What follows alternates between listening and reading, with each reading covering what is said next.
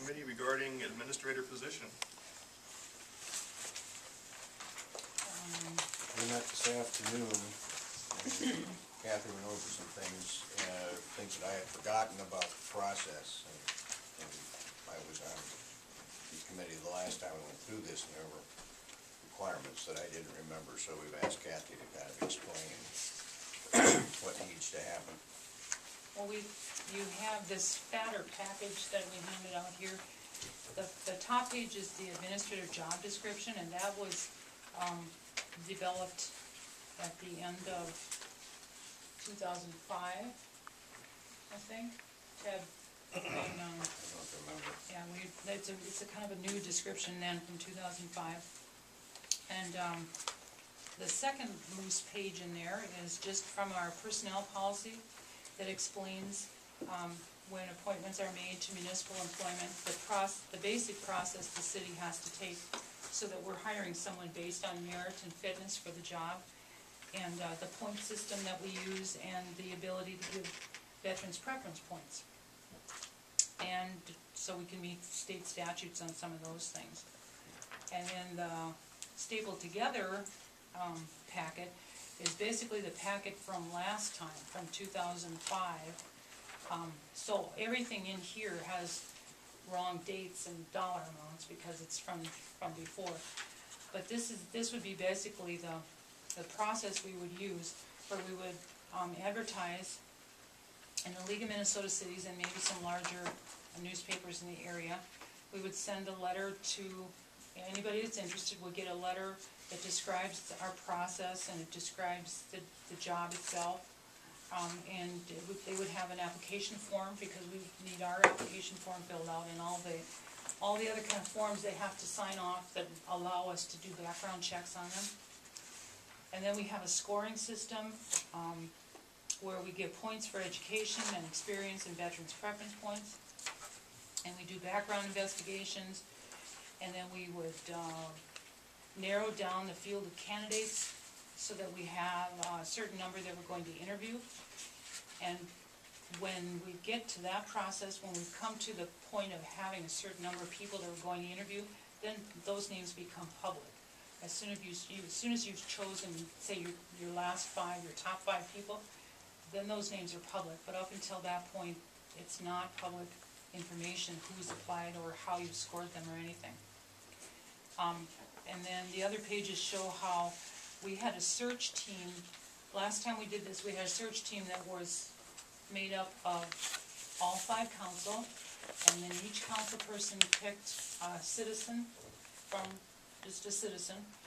Some of the citizens happened to be on, like, the electric commission or something like that, and some of them weren't on any commission, and then department heads. So all those people were involved in the scoring process, which helped, when you average out, you get a more even way, because different people will allocate more points for what they deem to be important. So it was kind of a good process to kind of balance out the high and the lows.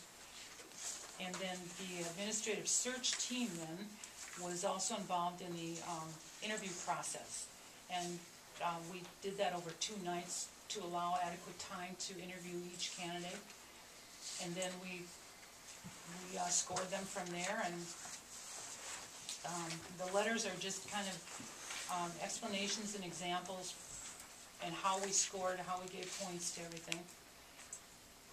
So if you go ahead with this process, this in-house process, we would update all this with the current pay scale and dates that would actually work to be able to, fit into a logical schedule. It might be hard to get very much done in December, but if we started advertising in November, we could maybe be doing some interviewing end of January, or so, mid to end of January. And then that way you've got a cross-section of people. You've got citizens, you've got council, and you've got department heads.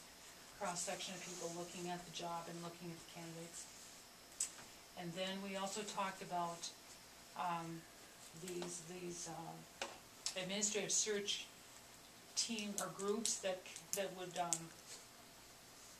you hire a firm to go out to basically find someone that would fit your needs. And Ted was gonna make some phone calls to those people and see what they would charge for that and what their process is and how all that works. Because that could be more expensive, but it could also, reach a different pool of candidates too, so. It's just another thing we can explore to see if that would fit in with doing it our way as well.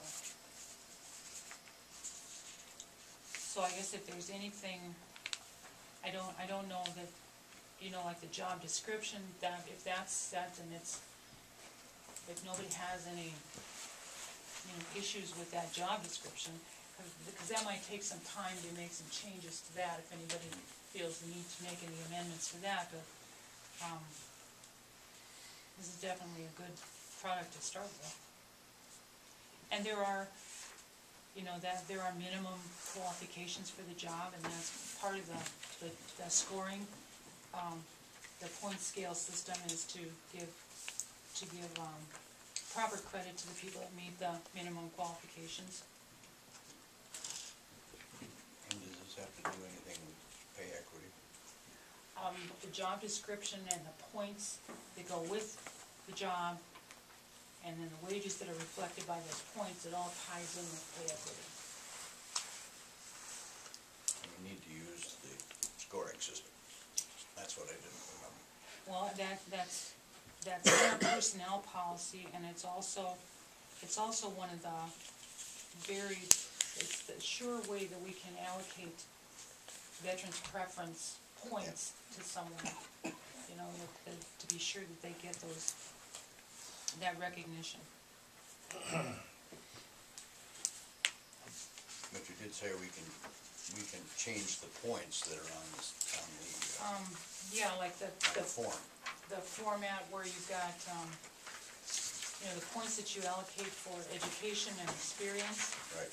That you can amend if you like, but it's kind of, usually when we send out the packet to the applicant, they get a copy of this, so they see the things that we're looking for. So if they want to, you know, put more information in their resume about things that we think are important, they'll see what we've given high points to and stuff. So that kind of thing, if we were gonna amend that, we'd need to do that before we were sending out things to the candidates, just so they would know what we deem to be important. When we redid this job description back in 2005, there was an emphasis on economic development on this job because that wasn't in the past job description. And that was kind of stressed in this one.